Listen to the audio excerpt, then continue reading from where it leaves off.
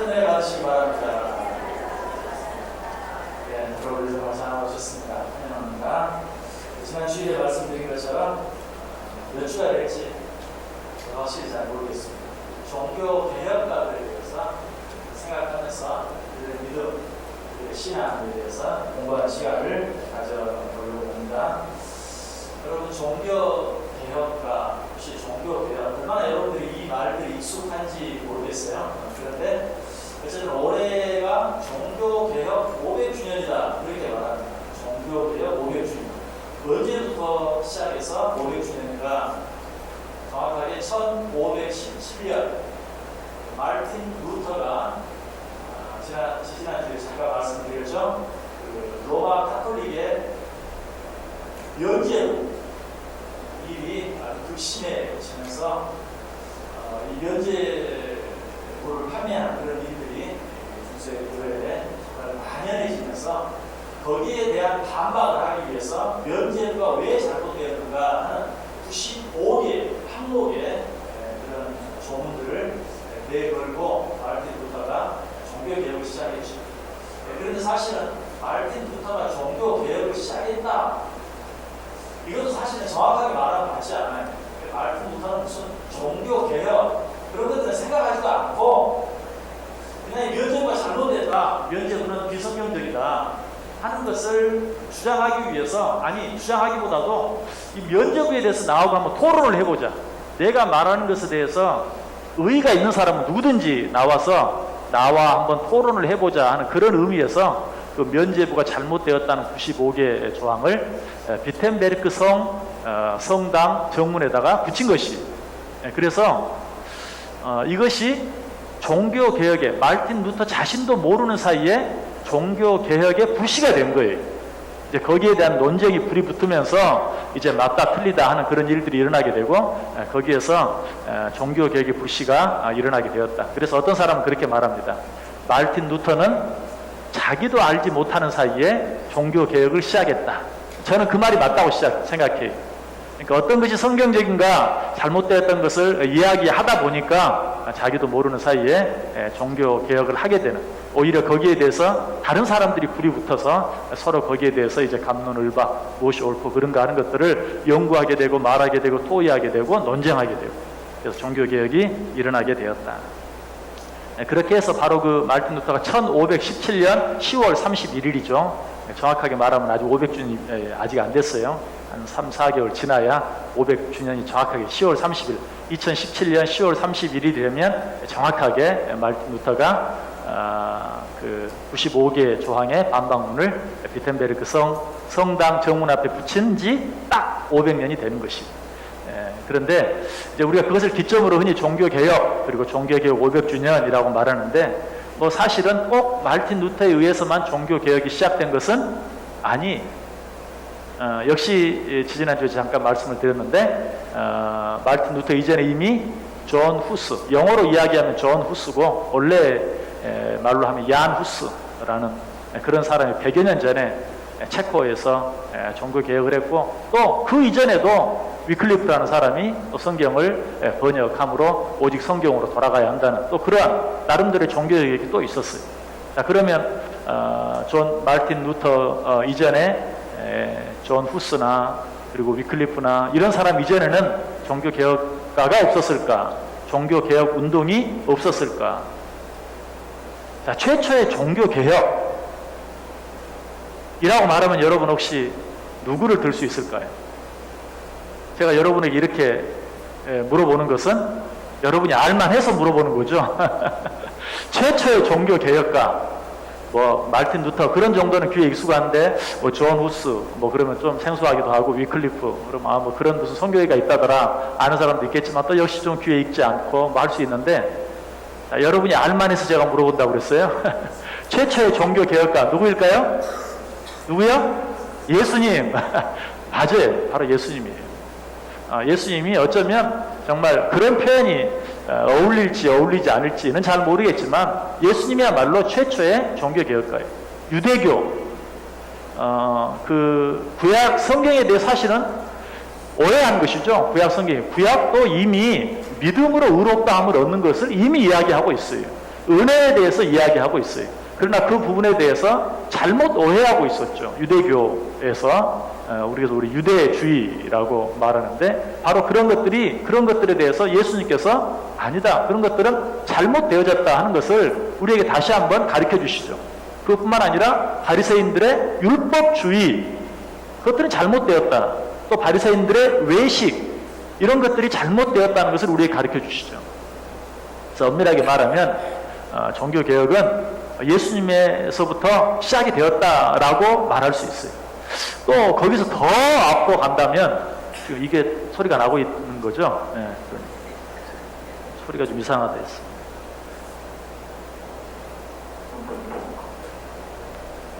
그래서 예수님 이전에는 그러면 종교개혁가가 없었을까? 구약 성경에도 많이 있어요. 예를 들면 하박국을 한번 들어볼게요. 하박국 의인은 오직 의인은 믿음으로 말미암아 살리라. 이런 말씀들을 가지고 종교개혁을 일으켰죠. 그러니까 우리가 그분을 선지자, 사도들을 종교개혁가라고 표현은 하지 않지만 이미 그 이전에도 잘못된 그러한 말씀에 대한 오해와 이런 것들에 대해서 바로 잡아주고 지적해주고 가르쳐주는 그런 내용들이 이미 있었다. 어쨌든 뭐 구약은 접어두고 예수님이 최초의 종교개혁 운동을 하셨다라고 말씀을 드릴 수 있고, 자 그렇다면 그 뒤에 마르틴 루터나 존 후스, 이안 후스나 또는 위클리프나 이런 사람 이전에는 위클리프나 존 후스 같은 사람은 1400년대 사람이고 마르틴 루터 같은 경우 1500년대 사람인데 그 이전에는 종교개혁가가 없었을까? 한 사람 생각해 보려고 해요. 오늘 그 사람은 바로 어거스틴이에요. 여러분 역시 잘 알죠? 어거스틴. 다른 사람은 잘 몰라도 성 어거스틴에 대해서는 너무나 잘 아는데, 우리가 이제 카톨릭에서 사실은 성 어거스틴이라고 하니까 우리도 성 어거스틴이라고 말하는데, 사실 우리가 성 어거스틴이라고 말하는 건 잘못된 것이죠. 카톨릭에서는 그를 성자로, 성인으로 대우해서 성 어거스틴이라고 말하는데, 우리는 그냥 어거스틴일 뿐이에요. 사실 성 어거스틴이라고 말하면 물론 그거 가지고 꼭 잘됐다 잘못됐다라고 싸우는 것도 이상한 것이지만 어쨌든 우리에게는 맞지 않아요. 왜? 우리에게는 성인이라는 그런 개념은 없기 때문에. 어쨌든 이 어거스틴은 언제 사람인가? 354년. 그러니까 우리가 지금 종교 개혁을 말하려고 하는 1400년대, 1500년대, 1600년대 이보다 훨씬 앞으로 가서, 그보다 1000년 앞으로 가서 354년에 태어나서 430년에 죽은 그러한 사람입니다. 자, 어거스틴의 초상화 한번 보여줄래요? 물론 당시에는 물론 사진이 없으니까 어거스틴의 그림만 있습니다. 한번 사진 한번 보여줘 보세요. 예, 실제로 저렇게 생겼었는지는 뭐 잘 모르지만 아무튼 어거스틴의 초상화로 남아있는 그런 사진입니다.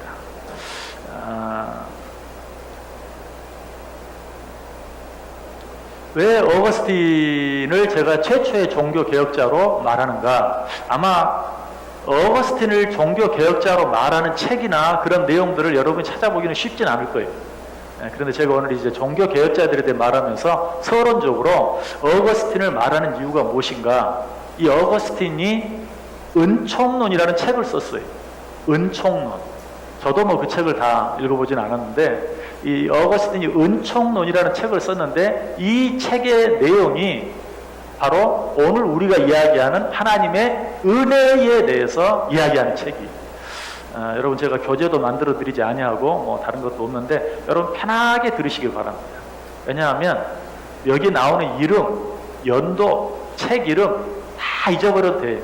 성경에 나오는 이름도 다 모르는데 여기는 그런 이름, 연도, 시대, 나라 이런 까지 알려고 하면 아마 여기서 반은 다음 주에 안 나올 거니까 그런 거 다 잊어버리시고 편안하게 들으시고, 그들이 이야기한 그런 성경의 교리들은 이미 우리가 알고 있고 또 나눈 내용들이기 때문에 전혀 부담 갖지 말고, 이름이 어렵다, 연도가 어렵다.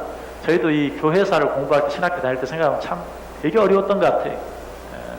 너무 복잡하고 시험 볼 때 얼마나 머리가 아팠던지 그런 느낌이 드는데 여러분들은 더더욱. 그래서 제가 지금 사실은 시작할 때도 고민이 되고 준비하면서도 고민이 되고 주일날 광고를 했어도 포기할까 하는 생각을 했는데, 하다가 정 어렵고 재미가 없고 힘들면 그만두면 되죠, 그죠? 여러분 편안하게 들으시길 바랍니다. 왜 제가 어거스틴을 보통 그렇게 말하지 않는데 아마 우리 여기 뭐 전도사님들이나 우리 뭐 강사님, 목사님도 아마 어거스틴이 종교개혁가 그러면 나중에 저한테 따질지도 몰라요. 어떻게 어거스틴이 종교개혁가입니까? 그런 말 한 번도 못 들었는데 라고 말할지도 몰라요. 근데 제가 이 종교개혁가를 이야기하면서 어거스틴을 제일 먼저 이야기하는 것은 어거스틴이 이 쓴 은총론, 이것이야말로 정말 은혜에 대해서, 그리고 어거스틴은 카톨릭 사제입니다. 카톨릭의 감독가 됐던 그런 사람이에요. 그러니까 뭐 그때는 개신교와 카톨릭이 나눠지기 전이니까 그냥 완전히 그냥 카톨릭, 그냥 교회의 그런 사제였다.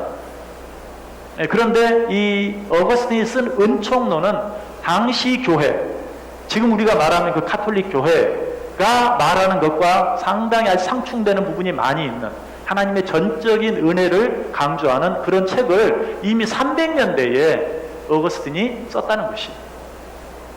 그래서 혹시라도 또 이제 우리 개신교가 말하는 은혜에 대한 것이 1500년대 이후에 생겨난 무엇인 것처럼, 마르틴 루터가 주장해서 생겨난 어떤 것인 것처럼 생각하면 그것은 잘못된 것이, 이미 성경에 사도 바울이 정말 로마서를 통해서 뭐 갈라디아를 통해서 우리에게 분명히 가르쳐 준 것이고, 그러한 내용들이 어떤 하나의 교리로서 기존의 어떤 잘못된 신앙과 누구로부터? 어거스틴 때로부터 이렇게 서로 상충이 되어지고 은혜론이 주장이 되어졌다. 이런 그의 은총론이 그의 참회록, 여러분 어거스틴의 참회록은 잘 아시죠? 읽어본 분도 많이 있을 것이고, 이 어거스틴의 참회록 속에 하나님의 은혜에 대한 어거스틴의 교리가 아주 잘 나타나 있습니다. 그래서 이 어거스틴의 별명이 은총의 교사, 요즘 우리들이 더 익숙한 말로 하면 은혜의 교사, 은혜에 대해서 우리에게 가르쳐준 진정한 선생님이라는 그런 뜻이에요. 그래서 어거스틴이 은총의 교사라는 그런 별명을 가지고 있었다. 자, 어거스틴이 어떤 사람이었는가? 어거스틴은 우리가 뭐 어디 저 유럽의 어떤 곳의 사람이라고 생각하기 쉬운데, 사실 어거스틴은 아프리카에서 태어났어요. 북아프리카에서 태어났습니다.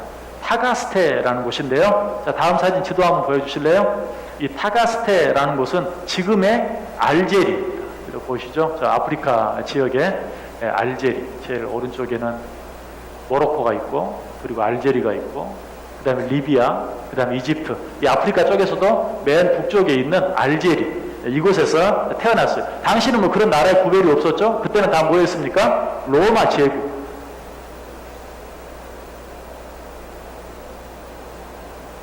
그때는 뭐 다 이 지역 전체가 로마 제국이었죠. 뭐 로마 제국 안에서 한 나라였으니까, 지금 이제 여러분들 이해하기 좋으라고 지금의 알제리에서 어거스틴이 태어났다는 것입니다. 그리고 아버지 파트리키우스, 어머니 모니카, 역시 또 모니카 잘 알죠? 어거스틴의 어머니 모니카 사이에서 태어났습니다. 모니카와 어거스틴의 또 초상화 함께 그려진 그림도 있어요. 모니카와 어거스틴. 여러분 이 모니카와 어거스틴의 이야기는 너무 잘 알죠? 설교 시간에도 이해와로 얼마나 많이 언급이 됩니까? 어거스틴은 탕자였고, 그래서 그냥 방탕한 생활을 하고 있었고, 이 어거스틴을 위해서 어머니 모니카가 늘 기도했다. 결국 그 어머니의 기도로 말미암아서 어거스틴이 돌아왔다 하는. 실제로 어거스틴은 17세에 여자친구와 동거 생활을 시작하고, 거기에서 사생아를 아이를 낳죠. 그래서 아이를 키우다가 이상하게 그 아이와 엄마가 같은 해에 죽습니다. 그러니까 아들이 일찍 죽은 거죠. 어거스틴의 아들이 일찍 죽게 되고, 그런 실제로 엄마를 염려시키는, 엄마를 힘들게 하고 엄마로 하여금 기도하지 않을 수 없게 만드는 그런 사람이었던 것은 사실이에요. 어쨌든 어머니 모니카는 일찍부터 기독교 신앙, 수철한 기독교 신앙을 가진 그런 자였지만, 아버지는 이교도였어요. 그래서 이교도 아버지와 그리스도인 어머니 사이에서 태어났다는 것입니다. 그렇게 하다가 19세 때에 시세로라고도 하고 키케로라고도 하는 사람이 쓴 호르텐시우스라는 책을 읽고 크게 감명을 받고 거기에 빠지게 돼서 철학에 심취하게 돼요. 그래서 어거스틴이 처음에는 철학자로서 철학적인 그런 데 관심을 굉장히 많이 갖게 되고, 그러다가 또 마니교에도 빠지게 됩니다. 마니교.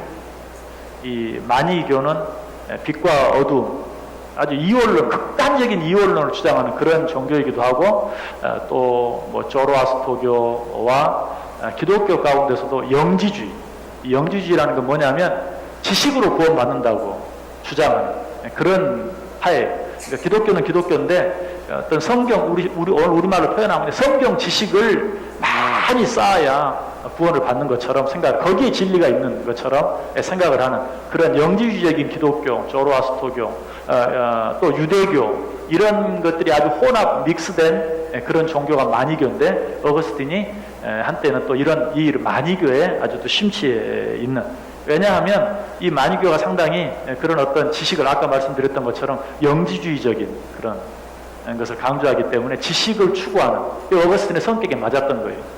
그래서 이런 마니교에 심취하기도 했어요. 또 이 아버지가 이 어거스틴은 당시 그 사람들에게 존경을 많이 받았던 수사학 교사가 되게 하기 위해서 수사학을 배우게 합니다. 수사학이라는 건 뭐냐면 말하는 기술이에요. 말하는 기술. 역시 그 당시 철학자들이 아주 언변가들이 많았던 것처럼 그런 어떤 그 수사학자가 되기를 원해서 17세에 그래서 집에서 내보내요. 유학을 보내요. 공부하도록. 그러니까 공부하러 갔다가 사실은 그때부터 어거스틴이 타락한 거죠. 아까 제가 17세에 여자친구를 만나가지고 동거하게 됐다고 말했죠. 그러니까 아버지는 수사학자가 되라고 공부를 시키러 유학을 보내는데 그러면서부터 방탕의 길을 걷게 되고 그런 삶을 살게 됐죠. 어쨌든 그런 수사학자가 되어서 아까 그가 태어났던 그 지역뿐만 아니라 그 다음 지도 한번 보여줘 보세요. 예, 여기 지금 보시면 조그맣게 역시 그 아까 했던 알제리 바로 옆에 지금 이 튀니지아라는 나라입니다. 튀니지아, 알제리 바로 옆에 역시 아까도 말씀드렸던 것처럼 다 모두 그 당시에는 로마제국 한 나라였는데 저곳에 가서 또 수사학 공부를 하게 되고 그 다음 지도요. 그리고 이제 여기 알제리에 여기서 태어나서 튀니지에 가서 수사학 공부하고 그 다음에 이제 이태리로 가게 됩니다. 이태리로 가서 로마, 그리고 로마 아주 북쪽 밀라노 이런 지역에 가서 계속 수사학을 공부하고 또 수사학을 가르치는 그러한 수사학 교사로서의 그런 삶을 살게. 그러다가 이제 19세 때쯤부터 그 수사학을 공부하고 그런 삶을 살다가 29세가 되어서 암브로시우스라는 사람을 만나요. 다음 사진 한번 보여줘 보세요. 예, 암브로시우스. 역시 그림이지만, 동방교회 4대 교부 중에 한 사람, 아주 유명한 사람입니다. 이 암브로시우스. 여러분 혹시 이태리 가셔서 밀라노 대성당에 가보신 분 계십니까? 다음 사진 한번 보여줘 보세요.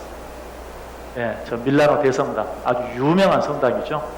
600년 동안 지었다고 하는, 그러니까 1300년대부터 짓기 시작해가지고 1965년, 그러니까 얼마 전이죠? 여러분들 어렸을 때 1965년, 600년 동안. 근데 아직도 사실은 완성이 되어 있지 않다고 그래요. 아직도 조각을 해야 되는, 그냥 돌멩이가 놓여 조각을 더 해야 되는 그런 돌멩이들이 아직도 많이 남아있다고. 그래서 암브로시우스는 저 밀라노 성당, 물론 그 당시에 저 성당은 없었겠죠. 어거스틴은 300년대 사람이고 저 성당은 1300년대에 지어지기 시작한 성당이니까 없었겠지만 어쨌든 저 교회의 처음 교회죠. 저 건물만 바뀐 것이죠. 밀라노 성당의 주교였던 암브로시우스를 만나게 돼요. 29살 때. 그래서 이 기독교의 영향, 당시는 이제 가톨릭과 기독교가 따로 있는 것이 아니니까 기독교의 영향을 이 암브로시우스 주교에게 많이 받게 됩니다. 그래서 이제 거기에서 이제 세례를 받기 위해서 그때부터 학습교인 제도가 있었어요. 세례를 받기 전에 학습을 받는 그런 시간이 있었는데 그 학습을 받으면서 여러 가지 많은 그 종교적인 어떤 갈등, 과연 믿음이라는 게 뭔지, 은혜라는 게 뭔지, 구원이라는 게 뭔지, 영생이라는 게 뭔지, 어떻게 해서 구원을 받고 어떻게 해서 영생을 받는가 하는 것에 대해서 굉장히 많은 갈등을 느낄 때 역시 여러분들이 어거스틴에 대해서 한두 번쯤은 들어보았을 이야기. 어거스틴이 어떻게 회심을 하게 됐는지 아시죠? 어거스틴이 방에 있는데 밖에서 아이들이 노래를 부르죠. 아이들이 노래를 부르는데 들어서 읽어라, 들어서 읽어라 라는 그런 음성이 들리는 거예요. 그 노래 가사가 원래 어떤 노래 가사였는지 잘 몰라요. 아무튼 아이들이 밖에서 옛날 우리 아이들이 뭐 노래를 부르면서 놀았던 것처럼 아이들이 노래를 부르면서 노는데 그때 어거스틴의 귀에 들린 것이 들어서 읽어라, 들어서 읽어라. 그래서 바로 앞에 있던 성경을 들어서 읽었는데 그때 읽었던 말씀이 로마서 13장 13절과 14절 말씀. 자, 한번 찾아서 읽어보겠습니다. 로마서 13장 12절부터 읽겠습니다. 로마서 13장 12절에서 14절. 로마서 13장 12절에서 14절. 로마서 13장 12절에서 14절. 우리 다 같이 한 목소리로 읽습니다. 밤이 깊고 낮이 가까웠으니 그러므로 우리가 어둠의 일을 벗고 빛의 갑옷을 입자. 낮에와 같이 단정히 행하고 방탕하거나 술 취하지 말며 음란하거나 호색하지 말며 다투거나 시기하지 말고 오직 주 예수 그리스도로 옷 입고 정욕을 위하여 육신의 일을 도모하지 말라. 아멘. 들어서 읽어라, 들어서 읽어라 라는 그런 음성이 자기 귀에 들려와서 자기 앞에 놓여진 성경을 읽었더니 그 말씀이 바로 이 말씀이었다. 낮에와 같이 단정히 행하고 방탕하거나 술 취하지 말며 음란하거나 호색하지 말고 다투거나 시기하지 말고 오직 주 예수 그리스도로 옷 입고 정욕을 위하여 육신의 일을 도모하지 말라. 아까 말씀드렸죠. 어거스틴이 방탕한 삶을 살았었다. 그런데 마치 자기에게 하는 음성처럼 들려졌어요. 그래서 이 말씀으로 말미암아서 그가 회심하게 되었다라고 이야기. 그리고 나서 387년 부활절에 아까 보았던 그 밀라노 성당, 밀라노 교회에서 세례를 암브로시우스에게 세례를 받게 됩니다. 근데 참 또 아이러니컬한 것은 이 어거스틴이 세례를 받는 그 해에 어머니 모니카가 죽습니다. 참 아들이 돌아오기를 그토록 간절히 기도했던 모니카가 아들이 세례를 받는 해에 죽어요. 그러니까 어때요? 어머니 모니카의 기도가 들어졌어요? 안 들어졌어요? 들어졌죠? 응답이 되어졌죠? 어머니 그렇게 눈물로 아들을 위해서 기도했는데 그 아들이 돌아오고 세례를 받는 그 해에 어머니 모니카가 세상을 떠나게 되었다 하는 것도 한번 생각해 보게 하는 그런 내용입니다.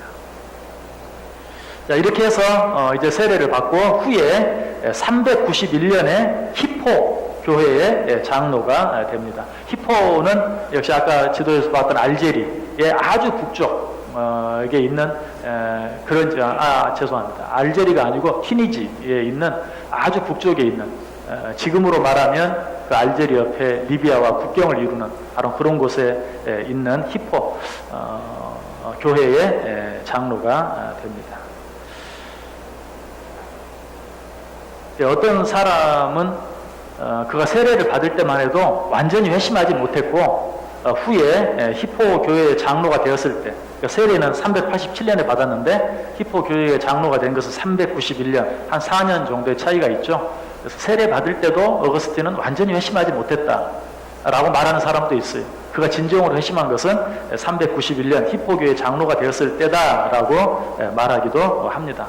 그러나 그 어거스틴의 책들을 읽어보면 이미 정말 그가 세례를 받을 때 그에게는 완전한 그런 회심이 이루어진 것을 알게 돼요. 왜 사람들이 어거스틴이 세례를 받았음에도 완전히 회심하지 못했다라고 말하는가 하면 그때까지도 아니 어거스틴은 평생 그랬어요. 그 후에도 계속 이 지식을 탐구하는 특별히 당시 유행했던 그 플라톤주의의 어떤 철학을 여전히 좋아했어요. 여전히 사랑했어요. 그리고 그런 방법으로 성경을 열심히 연구했어요. 그러니까 사람들은 그 모습을 보면서 아직도 회심하지 못했다라고 말하는데 사실은 그게 아니고 어거스틴은 완전히 회심을 했어요. 회심을 했는데 회심을 한 뒤에도 하나님의 말씀을 연구하는 방법이 그 플라톤 철학의 이성주의 그런 어떤 이성주의의 방법을 가지고 성경을 계속 봤어요. 그래서 이제 후에 학자들이 그 어떤 이성주의를 쫓아가는 그런 어거스틴의 모습을 보면서 완전한 그런 믿음을 갖지 못했다라고 말하기도 하는데 사실은 그렇지 않아요. 어거스틴에게 분명히 구원은 믿음으로 얻는다. 구원은 은혜로 얻는다. 그러나 은혜와 믿음으로 구원을 얻은 자들도 끝까지 계속해서 하나님의 말씀을 통해 더 많은 것들을 알기 위해서 애써야 한다. 이것이 어거스틴의 주장이었어요. 그가 한 말 건데 이런 말이 있어요. 믿음으로만 진리를 깨달을 것이 아니라 지성으로도 진리를 깨달을 수 있어야 한다. 그러니까 어떻게 보면 우리가 듣기에도 조금 뭔가 잘못된 듯한, 그래서 이 어거스틴에 대해서 사람들이 오해하고 이런 표현을 보면서 어거스틴이 완전히 회심한 것이 아니다라고 말하는 것이. 그런데 그때 그가 쓴 독백이라는 책이 있어요. 독백. 근데 그 독백이라는 책에 보면 그 책의 시작이 이렇게 되고 있어요. 좀 긴 내용이지만 제가 한번 읽어볼 테니까 조용히 한번 들으면서 아, 어거스틴이 어떤 사람이었구나, 그의 믿음이 어떤 믿음이었는가 한번 느껴보세요. 나의 기도를 들으소서.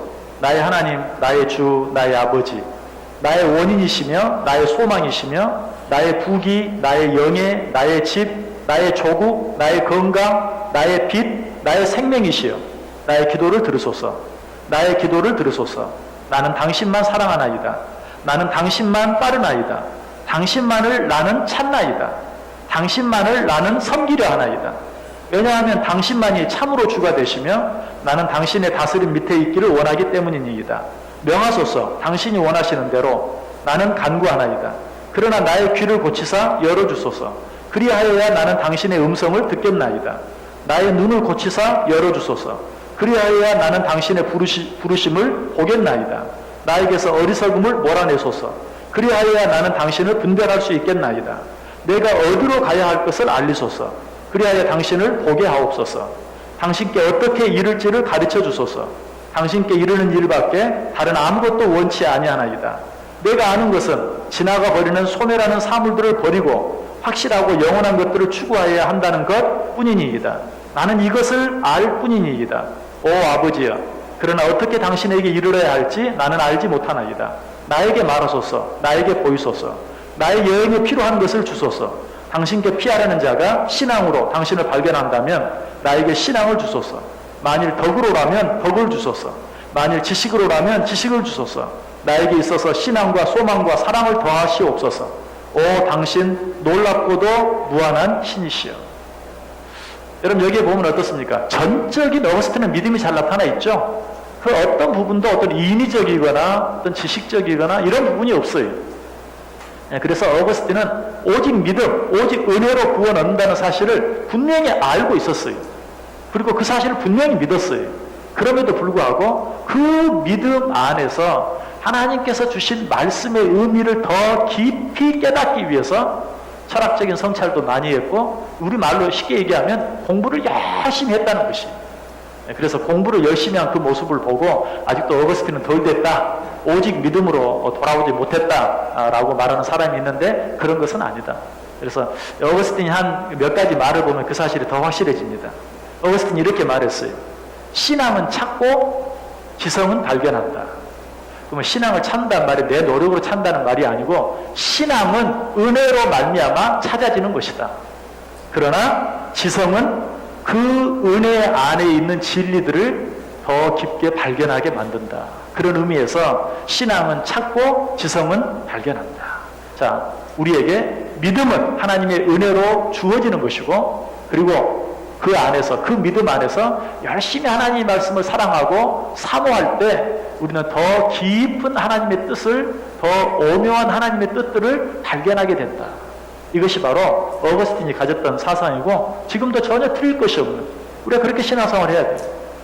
믿음은 은혜로 주어지는 것이, 그러나 은혜로 주어진 믿음 안에서 말씀을 늘 사모하고 말씀을 늘 읽고 말씀을 늘 공부할 때 정말 그 말씀 안에서 하나님께서 우리에게 베풀어 주신, 이미 우리에게 베풀어 주신, 이미 내 안에 있는 은혜, 믿음이 더 풍성해지게 된다는 것입니다. 어거스틴은 이미 300년대에 그 사실을 이야기했어요. 또 이렇게 말합니다. 나는 하나님의 계심을 확실히 믿는다. 그러나 나는 그것을 알지 못한다.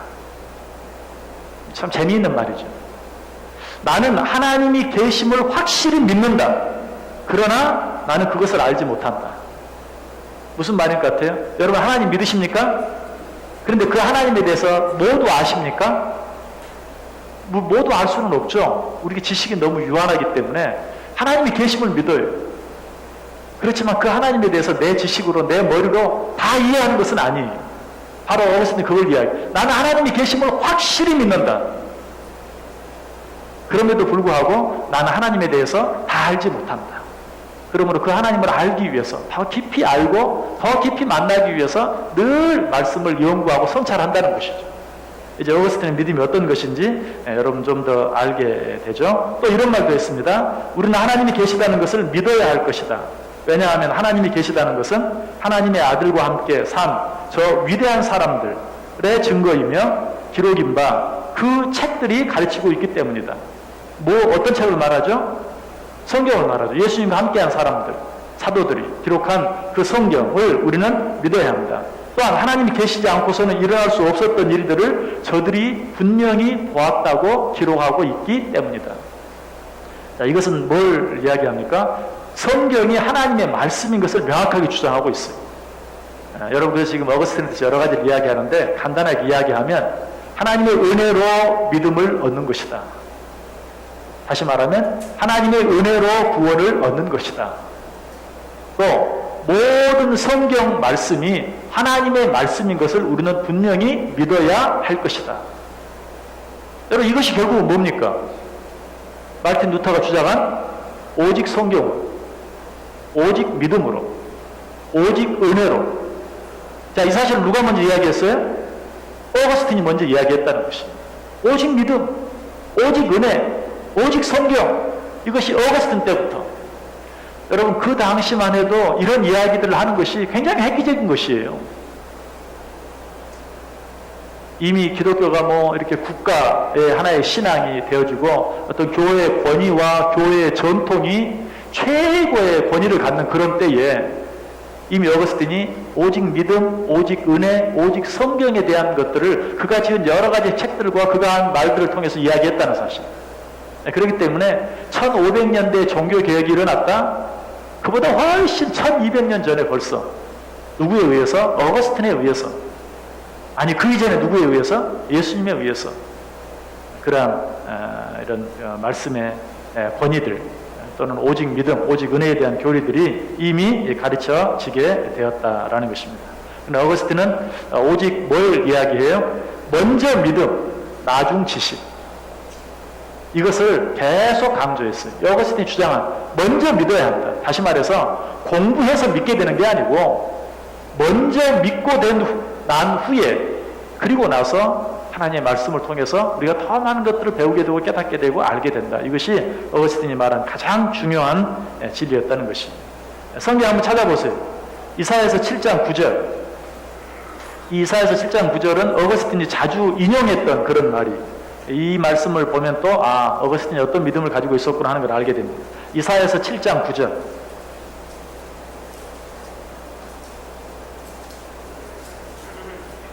이사야서 7장 9절 뒷부분 만일부터 읽습니다. 시작. 만일 너희가 굳게 믿지 아니하면 너희는 굳게 서지. 자 여기 보면 너희가 굳게 믿지 아니하면 굳게 서지 아니할 것이다 하는 그런 말씀이 거기 기록되어 있어요. 왜? 먼저 믿지 아니하면, 먼저 믿음을 갖지 아니하면 너희는 결코 그 하나님의 말씀에 온전히 서지 못하게 될 것이다 하는 것을 이야기하고 있어요. 자, 성경 한 구절 더 봅니다. 요한복음 11장 40절. 예수님의 가르침 속에서도 동일한 것을 우리가 보게 되죠. 요한복음 11장 40절. 요한복음 11장 40절. 시작. 이르시되 내 말이 내가 믿으면 하나님의 영광을 보리라 하지 아니하였느냐 하시니. 아멘. 자, 죽은 나사로에 대한 이야기가 기록되어 있는 것 가운데 내가 믿으면 하나님의 영광을 보리라. 바로 어거스틴이 얘기했던 것이 이것이. 많은 사람들이 어거스틴에 대해서 끝까지 그냥 철학적인 방법, 인간적인 방법, 수학적인 방법으로 진리를 탐구하려고 했던 사람이라고 이렇게 말하기를 좋아하는데 사실은 어거스틴은 그러지 않았다. 그런 것들을 추구했지만 그러나 어거스틴은 첫째 믿음, 먼저 믿음 이것을 누구보다도 강하게 주장했다는 사실입니다. 그리고 이제 어거스틴이 한 일 가운데 한 가지가 있다면 어거스틴이 이 수도원 운동을 시작을 했어요. 그가 아까 히포 교회 장로가 되고 그 다음에는 히포 교회 부주교가 되고 그리고 나서는 부감독이 되고 그리고 히포 교회 나중에 정 감독이 되었을 때 그 자기가 있는 그 감독청을 수도원으로 만듭니다. 수도원으로 만두어서 거기 있는 모든 사람들로 하여금 수도원 생활을 하게 하는. 그래서 그 안에서 많은 감독들도 배출되고 많은 수도사들도 배출되고 그들이 나아가서 뿔뿔이 흩어져서 수도원들을 가는 곳마다 수도원을 만들어요. 이것이 본격적인 수도원 운동의 시작이. 말틴 루터도 수도원에 있었다고 그랬죠. 그 벼락 치는 것을 보고 회심하고 두려워서 수도원에 들어갔어요. 수도사가 되기 위해서. 그 수도원 이름이 뭐였죠? 어거스틴 수도원이에요. 어거스틴 수도원. 어거스틴 수도원의 체인입니다. 그래서 전 세계 여러 곳에 어거스틴 수도원이 있는데 바로 그 수도원이 누구에 의해서 어거스틴으로 말미암아서 전 세계에 그런 많은 수도원들이 생기게 되었다. 그러니까 수도원 운동을 했고요. 또 그가 한 대표적인 일들 가운데 아까 자기가 심취해 있었던 한때 10대 때 19세 때부터 심각하게 빠졌던 그 만이교에 대한 그런 논박을 합니다. 만이교는 잘못된 것이다. 만이교는 어떤 것이라고요? 선과 악이 실제로 존재하는 것처럼 하나님이 선도 만들고 악도 만든 것처럼 그렇게. 그래서 사실 하나님이 악을 만들면 안 되거든요. 상당히 이것도 어려운 문제인데 제가 대학원에서 신존재와 악의 근원에 대한 문제에 대해서 논문을 썼었는데 신존재, 하나님이 계신다. 그런데 어떻게 이 세상에 악이 존재하는가? 굉장히 어려운 문제예요. 그런데 이 만이교에서는 선도 악도 하나님이 만들었다. 그냥 그렇게 말해요. 그런데 그렇게 얘기하면 하나님은 하나님이 될 수가 없어요. 그래서 이 어거스틴은 아무튼 이 하나님은 악을 만들지 않았다. 하나님께서는 인간에게 자유의지만을 주었고 인간이 그 자유의지를 잘못 사용함으로 말미암아 선 아닌 악을 행하게 되었다라고 이야기합니다. 자유의지에 대해서 이야기를 해요. 그렇게 함으로 어쨌든 이 만이교가 잘못된 것이다. 이 만이교는 참 아까도 말했던 것처럼 온갖 세상 종교의 그런 짬뽕이라고 말할 수 있는데 당시에 만이교는 아무튼 저 로마 제국 전 지역에 굉장히 영향을 많이 미쳤던 그런 종교예요. 그래서 어거스틴은 그 만이교가 잘못되었다라는 사실에 대해서 여러 가지 글도 쓰기도 하고 또 여러 가지 논박도 많이 행합니다. 또 한 가지 어거스틴이 했던 일은 도나티스트라는 그런 사람들의 잘못된 교리를 또 반박하는데 이 도나티스트라는 자들은 어떤 자들인가? 예를 들어서 어떤 사람이 당시 말로 어떤 사제에게 세례를 받았어요. 그런데 그 사제가 세례를 베풀 만한 자격이 없는 사람이에요. 그러면 그 세례는 무효가 된다. 더 쉽게 이야기하면 여러분이 저에게 세례를 받았어요. 그런데 알고 봤더니 제가 어떤 큰 잘못이 있고 예를 들면 거짓 믿음을 가진 그런 사람이에요. 자, 그러면 그 세례가 유효할까요? 유효하지 않을까요? 최영남 목사가 진짜 목사인 줄 알고 세례를 받았는데 알고 보니까 믿음도 없는 가짜예요. 자, 그러면 그 세례가 유효할까요? 유효하지 않을까요? 상당히 대답하기 어렵죠. 예. 이 도나티스트라는 자는 어떤 자냐면 그런 세례는 무효다. 다시 세례 받아야 된다. 그런데 어거스틴은 아니다.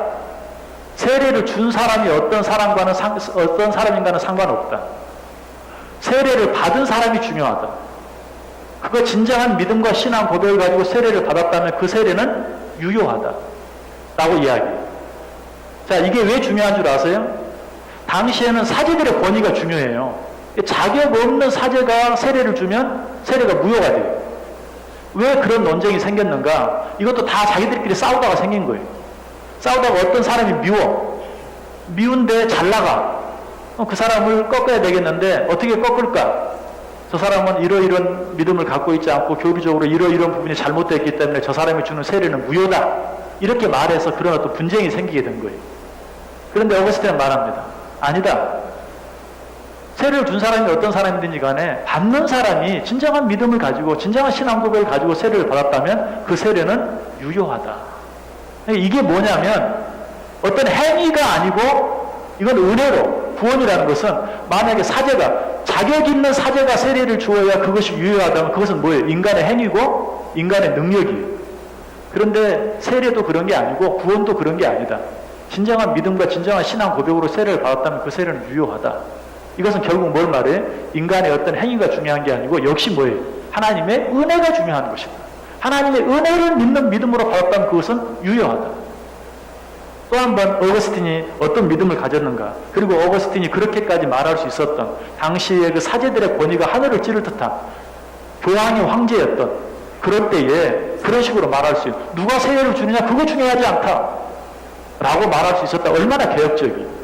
제가 어거스틴이 종교개혁자다라고 말하는 그런 이유도 바로 여기에 있는 것입니다. 자, 이것도 성경에 근거하고 있죠. 갈라디아서 5장 6절에 그리스도 예수 안에서는 할례나 무할례나 효력이 없으되 사랑으로서 역사하는 믿음뿐이니라. 할례나 무할례나 그런 것들이 중요한 게 아니다. 오직 사랑으로 역사하는 믿음에 대해서 이야기하고 있죠. 그래서 이런 근거에서 어거스틴이 쓴 책이 또 하나 있어요. 신국론이라는 책이 있어요. 신국론. 근데 이 책에서는 뭘 이야기하냐면 가견교회와 불가견교회, 눈에 보이는 교회와 보이지 않는 교회, 지상교회와 천상교회, 이걸 구분해요. 이것도 당시로서는 획기적이에요. 왜? 당시에는 이 교회, 이건 최고의 권위를 가진 것이에요. 얼마나 힘이 있는 거예요. 그 교회 안에 들어오지 않으면 다 구원받지 못해요. 그것이 뭐 예수를 믿어야 된다 그런 게 아니에요. 아까 말했던 것처럼 어떤 사제가 세례를 베풀었느냐에 따라서 구원을 받을 수도 있고 받을 수도 없는 것처럼 생각을 하는 것처럼 이 당시 교회는 정말 세상에 그 어떤 것보다도 큰 힘과 권력을 가진, 그런데 어거스틴은 뭘 말했는가? 가견, 그의 신국론에서 가견교회와 불가견교회, 보이는 교회와 보이지 않는 교회, 지상교회와 천상교회. 그럼 보이는 교회는 뭐냐? 신홀중부교회가 보이는 교회, 그리고 신홀중부교회 다니고 있는 여러분들이 보이는 교회예요. 그럼 불가견 교회는 뭐냐? 신홀중부교회 교인은 아니 세상에 있는 어떤 교회의 교인은 아직 아니. 그러나 그 교회에 들어오지 아니한 자들 가운데도 하나님의 은혜로 말미암아 구원 얻을 자가 있다는 것이 그 교회가 불가견 교회, 눈에 보이지 않는 교회. 그러니까 당시에는 교회의 권위가 하늘을 찌르들어갈 때 이 교회 안에 들어오지 않으면 다 죽는, 교회 안에 들어오지 않는 사람들은 다 사탄의 자식들. 그러나 어거스틴은 그때도 가견교회와 불가견교회를 이야기하면서 교회 지금 현재 교회 안에 있지 아니한 자들 가운데도 하나님의 선택을 받고 하나님의 은혜로 말미암아 구원 얻을 자들이 있다라는 사실을 이야기한 것이 굉장히 획기적인 것이죠. 그리고 오늘도 우리가 그대로 믿고 추구하는 그런 교리, 그런 이론을 이미 이 어거스틴이 주장했다라는 것입니다.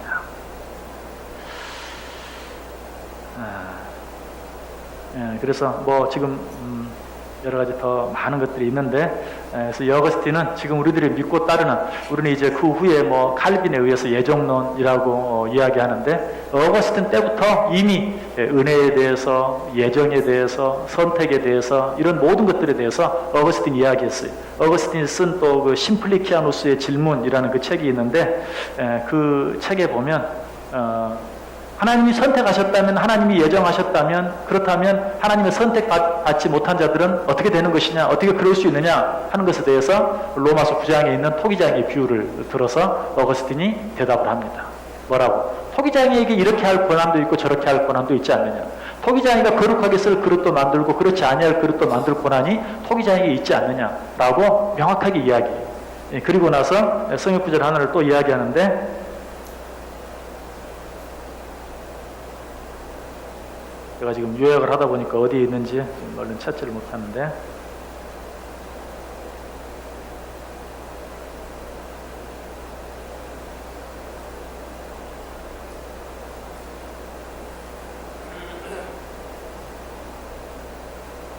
로마서 11장 33절 자, 한번 찾아보시기 바랍니다.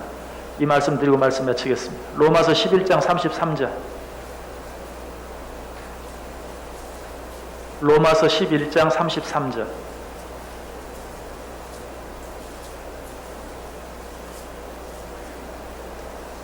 자, 같이 읽습니다. 시작. 깊도다 하나님의 지혜와 지식의 풍성함이여 그의 판단은 헤아리지 못할 것이며 그의 길은 찾지 못할 것이로다. 어거스틴이 이 구절을 인용하면서 그 질문에 대답했어요. 하나님이 예정하셨다면, 선택하셨다면, 믿음으로 은혜로 구원받는다면 하나님의 선택받지 못한 자들은 뭐냐? 하나님이 어떻게 그럴 수 있느냐? 라고 말했을 때 로마서 9장에 있는 토기장이의 비유를 이야기하면서 바로 이 11장 4절 어떻게 그러실 수 있느냐에 대해서 그 하나님의 뜻을 우리가 어떻게 알겠느냐? 여러분 이게 정답이에요. 이 로마서 11장 43절 깊도다 하나님의 지혜와 지식의 풍성하니요 그의 판단은 헤아리지 못할 것이며 그의 길은 찾지 못할 것이다. 그러니까 어거스틴을 그냥 철학자로만 생각하고 세상의 지식으로 하나님의 어떤 진리를 깨달으려고 하는 그런 사람을 비판하는 자들은 이 말씀에 대해 이 말씀을 보면서 어거스틴이 이런 사람이었구나 하는 것을 깨달아야 돼요. 어거스틴 그처럼 그 지식을 사랑하고 철학을 좋아하고 했던 그런 사람이지만 아무리 우리가 애쓰고 노력한들 어떻게 하나님의 그 모든 말씀과 뜻을 우리 지식으로 다 깨달을 수 있겠느냐? 그럴 수 없다라고 어거스틴이 인정했던, 그러면서도 내가 갈 수 있는 데까지 최선을 다해서 하나님의 뜻을 깨닫고 더 배우기 위해서 애썼던 그런 사람이다. 오늘 우리도 그런 노력이 필요해요. 그래서 정말 지금부터 1700, 1800년 전 사람이지만 이 어거스틴이 얼마나 건전한, 정말 얼마나 종교 개혁적인, 얼마나 개혁주의적인 그런 신앙을 가졌는가 하는 것을 잘 알게 돼요. 그래서 오늘 어떻게 보면 좀 종교 개혁과는 거리가 있는 것 같은 어거스틴을 먼저 한번 생각해 보았어요. 그래서 뭐 다 잊어버리셔도 좋아요. 자, 다음 마지막 사진 한번 보여줘 보세요. 예, 앞으로 종교 개혁가들에 대해서 뭐 몇 사람이나 생각을 해볼지 모르겠지만 이제 본격적으로 다음 주부터 종교 생각을 하겠지만 다 잊어버려도 괜찮아요. 저것만 기억하면 돼요. 그래서 매 시간 끝마다 저걸 할 텐데, 자, 한번 잘 읽어보십시오. 앞에 첫째 시작. 솔라 그라티아스. 무슨 뜻이에요? 오직 은혜. 자, 두 번째 솔라 피데. 무슨 뜻이에요? 오직 믿음. 세 번째 솔라 스크립투라. 뭐예요? 오직 성경. 그래서 제가 이제 이 종교 개혁에 대해서 여러분에게 하면서 고민했던 게 또 한 가지가 있어요. 그게 뭐냐면 처음부터 끝까지 저건데 계속 저 얘기만 하면 지겹지 않을까. 결국은 종교 개혁자들이 한 얘기는 다 저거예요. 솔라 그라티아스, 솔라 피데, 솔라 스크립투라. 오직 은혜, 오직 믿음, 오직 성경. 그래서 이 사상은 물론 예수님으로부터 시작되었지만 그러나 인간으로서는 어때요? 어거스틴이 저 사실을 그가 쓴 여러 가지 책들에서 저것들을 주장했고 오랜 시간 동안 감추어진 것처럼, 아니 잘못된 방향으로 점점 멀리 나가다가 그것이 언제? 이제 다음 주에 생각하게 될 1400년대 우리가 정말 종교 개혁자들이라고 생각하는 그런 사람들에 의해서 다시 주장이 되고 언급이 되는. 자, 다시 한번 앞에 솔라 그라티아, 솔라 피데, 솔라 스크립트라 다시 한번 같이 한번 반복해 봅니다. 시작. 솔라 그라티아스, 솔라 피데, 솔라 스크립트라.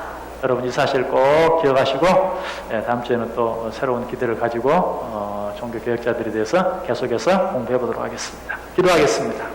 하나님 감사합니다. 종교 개혁 500주년을 맞이하여 또 한 번 종교 개혁의 큰 숙제 앞에 서게 된 우리들이 종교 개혁자들에 대해 생각해 보고 있습니다. 하나님, 정말 이 일들을 통하여 우리를 향한 하나님의 뜻이 무엇인지, 성경이 우리에게 말씀해 주고 가르쳐 주는 것이 무엇인지 다시 한번 깊이 깨닫고 그 깨달음대로 먼저 내 삶 속에 적용하고 우리 교회에 적용하고 우리의 모든 삶 가운데 적용함으로 우리의 삶의 삶 속에 종교 개혁이 일어나고 우리 교회 안에, 한국 교회 안에, 이 세계 교회 안에 다시 한번 하나님의 뜻대로 종교 개혁이 일어날 수 있는 아름다운 일들이 있게 해 주옵소서. 예수님의 이름으로 기도드리옵나이다. 아멘. 하늘에 계신 우리 아버지